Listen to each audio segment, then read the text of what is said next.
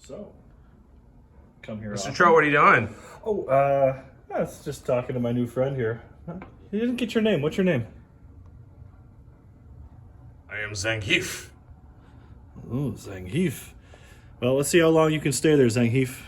It's going to get a little hot here in a little bit because we're going to do a reaction right below you. We are going to do a reaction between iron 2, and copper 2 sulfate. Okay? And we're going to mix them together. We're going to heat it up, and we're going to force, you can determine what kind of reaction it is. We're going to force a certain type of reaction to happen within this beaker right here. So the lab calls for us to measure out about 2 grams of iron and about 12 grams of copper sulfate. So we're going to do that right now. So if you want to follow me, Iron Man, let's go.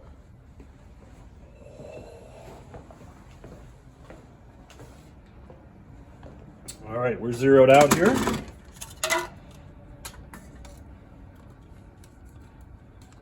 No, you're not. Well, it's because you opened the door up. You gotta tear this. Now it's going to be 0. Oh, shoot, you're right. You know what? I should hit 0 again. Good thing you're here.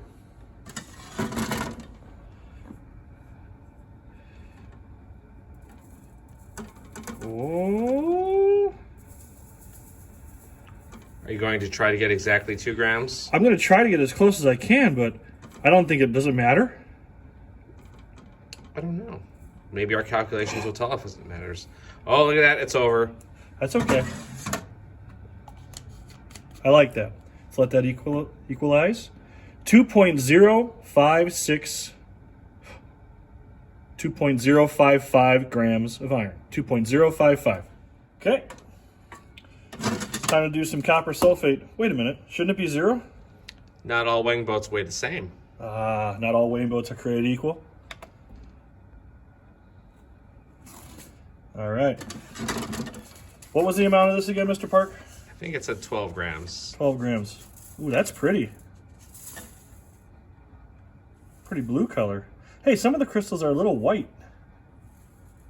It's interesting. Mostly blue.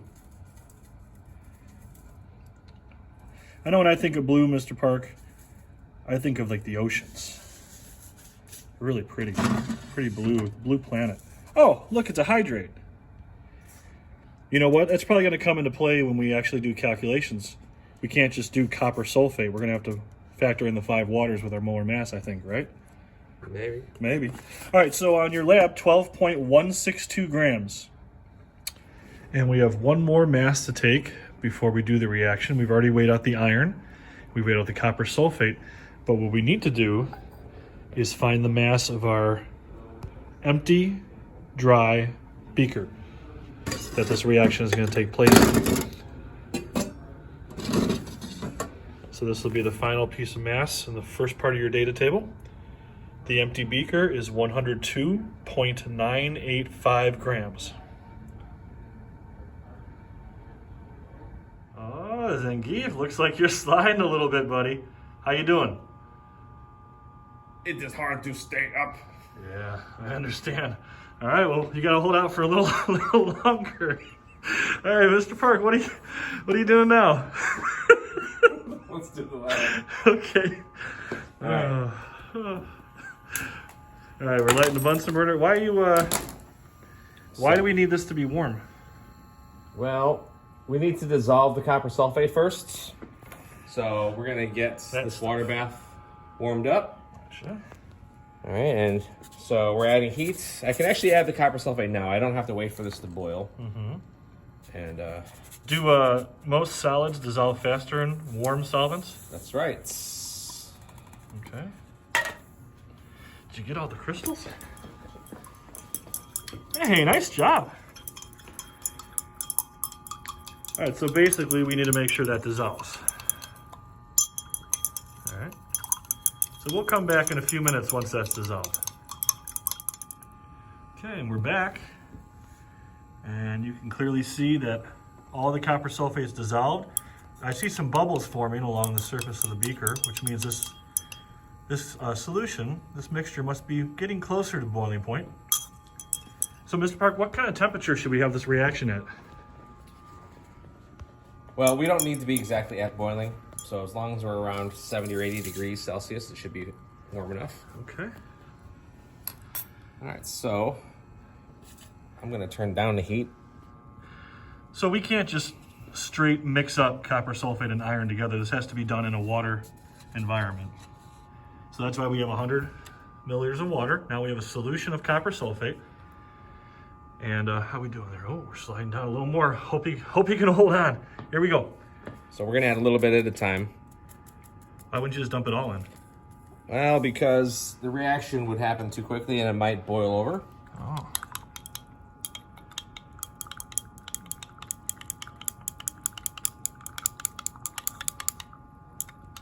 All right, so in our lab, we should be making some observations. Obviously, you should have already made observations about what the copper sulfate looks like, the solution, its color, the iron itself, which we saw earlier is this dark, almost black color.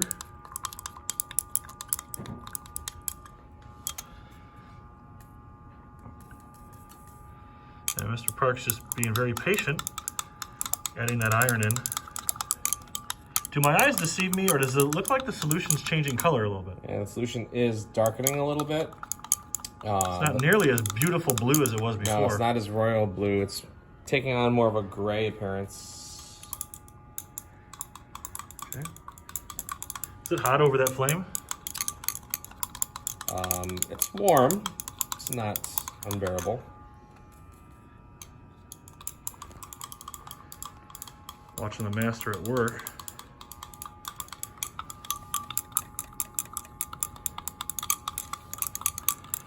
Let's see how our friend's faring. Oh, geez. Uh-oh. We better hurry this up, Mr. Park. I don't know how much longer he's got. Oh, the color's really changing now. If we were making observations in the lab, we definitely want to be commenting on the color change we're seeing in the solution. It's getting kind of dark, so it's really hard to see the solid that might be in there. So Mr. Park's grabbing beaker tongs. If we tilt this up, you can see the solid underneath. Okay.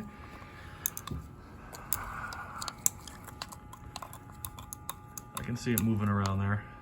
See how it's taking on a reddish appearance? Kind of hard to see. You're right. It'll be easier to see once it settles. Right. I do see a little bit of a red color. All right, did you add all the iron in? I did.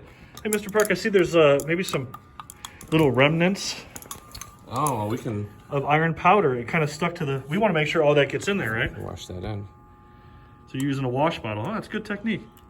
Yeah, we want to make sure all that iron reacts, because that scale measured everything in the weighboat. Will adding extra water make a difference? Remember how we started the reaction with water? And we're not weighing the water, so adding a little bit of extra water is not going to matter because at the end of the reaction, all the water will be dried away. Gotcha. Oh, that. If I'm going to compare that solution right there to the original solution, the original copper sulfate solution is much prettier. Yeah, this is Gross. All right, we'll let that sit for a minute. All right, we'll come back to that. And we're back. Uh-oh, where's Zangief? Pan down. He's must be low, extra low on the pole. Oh gosh! Oh no! I am sleeping. Oh, here, let me help you out, Cody. It looks like you're done. That's a good try, though. That's okay. All right, looks like we're done here. Now, the lab calls for us to just collect the product. Now, the product, should we say what it is? You don't think it's obvious? I don't know. The product should be copper, pure copper. And so we want to try to just isolate the copper. So we're going to have to get rid of all the other, all the solution, all the water, everything else that's in there. Now, you should be able to determine what substances are actually in this beaker based on looking at the chemical reaction. What we're going to do, though, is we're going to do a process called decanting. So if you follow me over here, we're going to very slowly put this stirring rod in the lip of the beaker,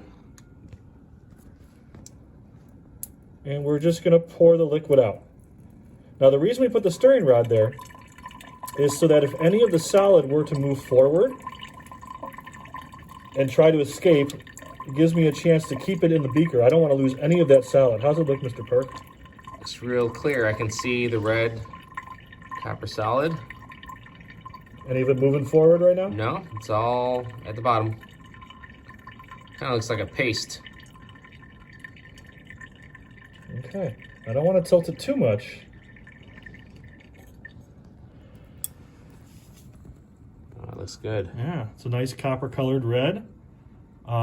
Now, the problem is we just want copper, and I think there's probably other stuff, quote unquote, in this beaker with the copper. Obviously there's water, but there might be other things on the copper. Other products maybe? Maybe some leftover reactant could be in there. So why don't we rinse it? Okay, like the outside of the beaker? No, go ahead and add some water and we'll swirl and wash the product. Gotcha. Now I'm not gonna add water from the tap. No, tap water contains other stuff. And I actually see some stuff on the side of the beaker, so I'm not just gonna pour the water straight in, I'm actually gonna rinse down the side of the beaker so that I clean, just like when you wash dishes, you wanna make sure you get all the soap off. We're gonna clean as much of this, the remnants, if you will, the leftover products and reactants in there. This should be cool enough to touch now. Swish it around. You can see that the liquid's pretty murky. I'm gonna let that settle.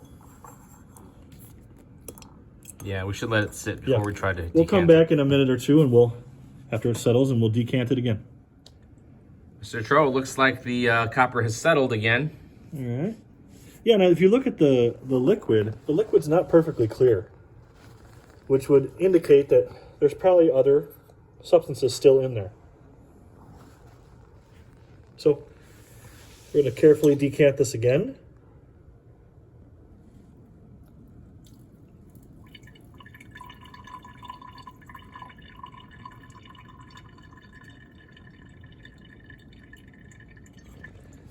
And I believe the lab calls for one more rinse.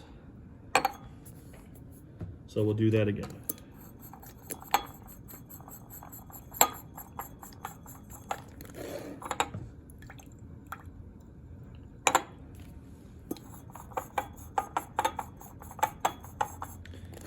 And then once again, we'll let that settle for a minute and we'll bring you back in just a couple minutes from now. All right. So let's finish this up. Sure. Looks good. We'll decant the last of it. Oh, I gotta be careful. Looks like there's some... You know what? Do we want to let this sit a little bit longer, let most of that red copper settle? That's a good idea, Mr. Park. Yeah, let's wait a little bit longer. Call an audible.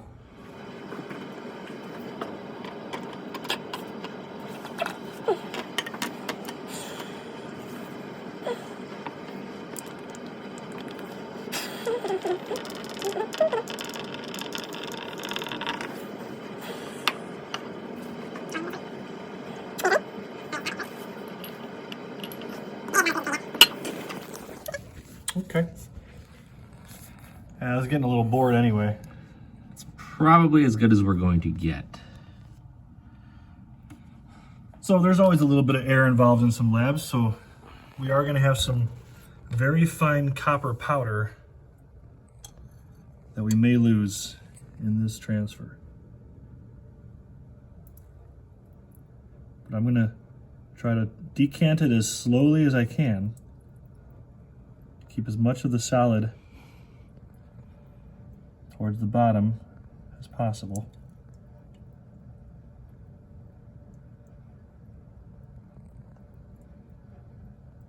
And Mr. Park, you want to let me know when you think I should give up on the process.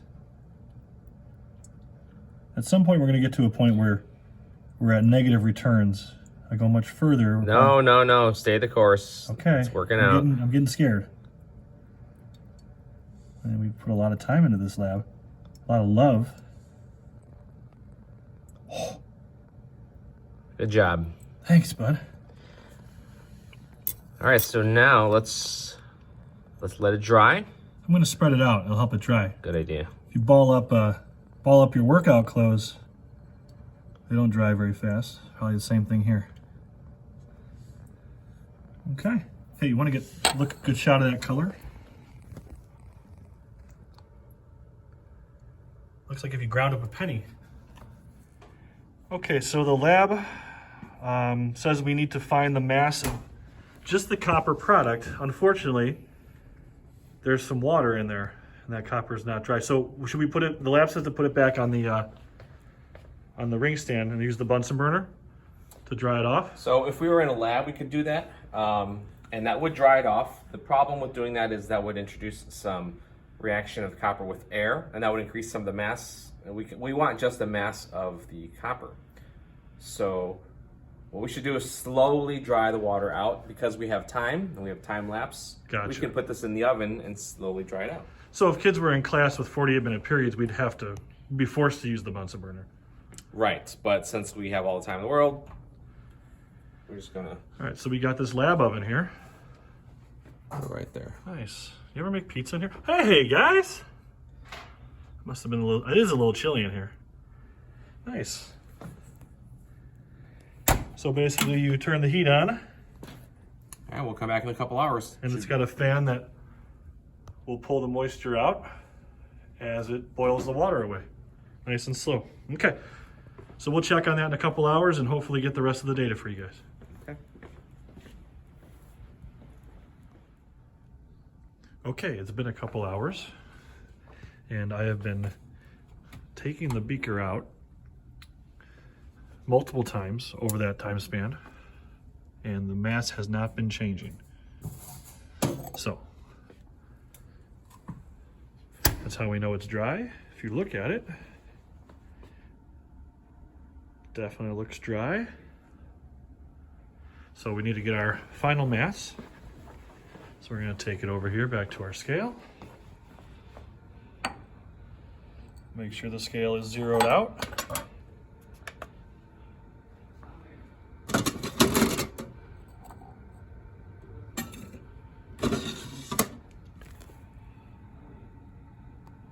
And there you have it. The final mass of the dry beaker and the collected copper product, 105.340 grams. So, come here often? What the? All right, Zangief's still holding strong there. All right, Mr. Park, what's up now? We're not.